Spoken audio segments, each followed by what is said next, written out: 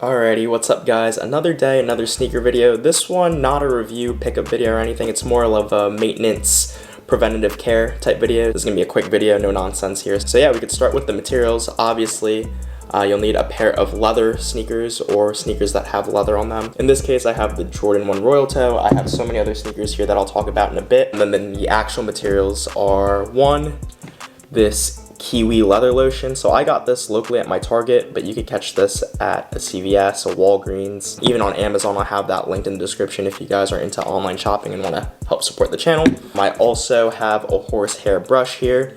This I find to be optional, but it's also very inexpensive like the leather lotion. And then any old towel or rag. This is a microfiber cloth. In the case like this has actually been a sneaker that I've worn a few times, but I'm really good at keeping the sneakers clean. I have a few videos on my channel going over my sneaker cleaning process. But the most important thing here is before you do this, you do want to make sure the sneaker is clean. I've already taken those measures off camera, and really the purpose of this video is just to talk through the process here. So the instructions are listed on the back of this leather lotion.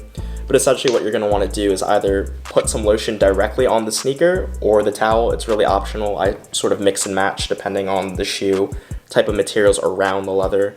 But in a case like this one, it's an all leather. So I'm going to go ahead and just put a decent amount on there.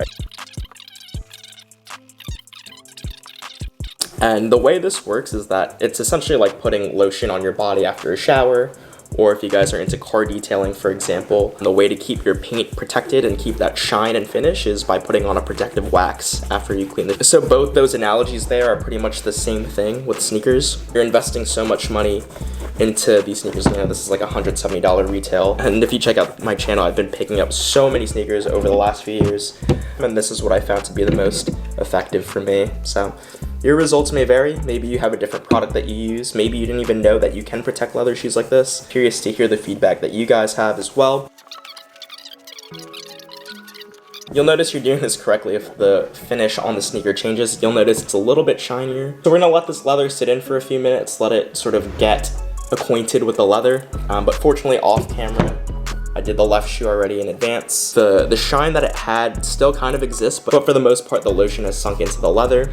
So we're just gonna take the horsehair brush and get off any of the remaining excess. I find this to be optional, but sometimes I do it depending on the nature of the sneaker. Sometimes this leather could, you know, give off some sort of patina or oils, and to avoid, you know, that spreading all over the place, it's a good measure to remove it. And the last thing here too, I know this Air Jordan 1 was a pretty good example because it's an all leather upper, but I have a few sneakers down here where this might be more complicated. So the first thing that comes to mind are sneakers that have a majority leather upper, but also has hits of other things. So in the case of this On Air Jordan 3, you know, there's this fine, delicate suede at all these different panels. So in a scenario like this, you're just gonna be more careful. You're gonna take your cloth and your lotion and just put a little helping onto there and just rub it in, versus what I just did with the Air Jordan 1s, where I just globbed it all over. It's not really clear what ingredients are in this sort of formula, but I know for a fact it's gonna stain, or, you know, it's gonna be very clear that there was some sort of substance on here. So you wanna avoid the suede as much as possible. Let's see, and then another thing I wanted to touch on too is this really works with any leather sneakers. So I have some older ones here. These are the Jordan 3 Fire Reds from 2013. Cleaned up the uppers and have protected them with this leather lotion, and I've done it like 4 times now, and you know, the leather's still in really good condition.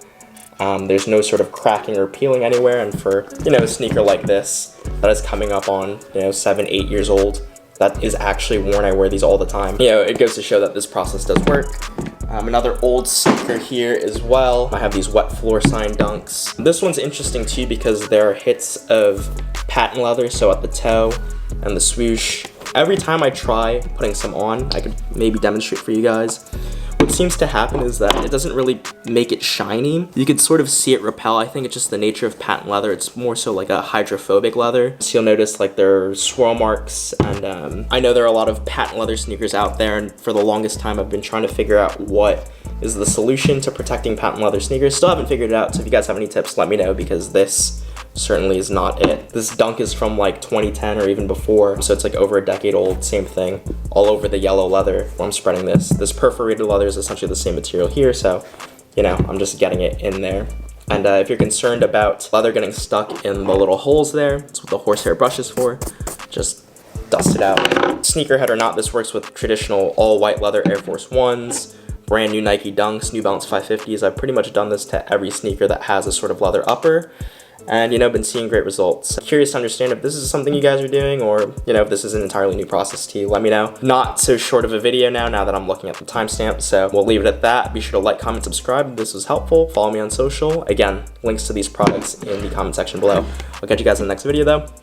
Peace.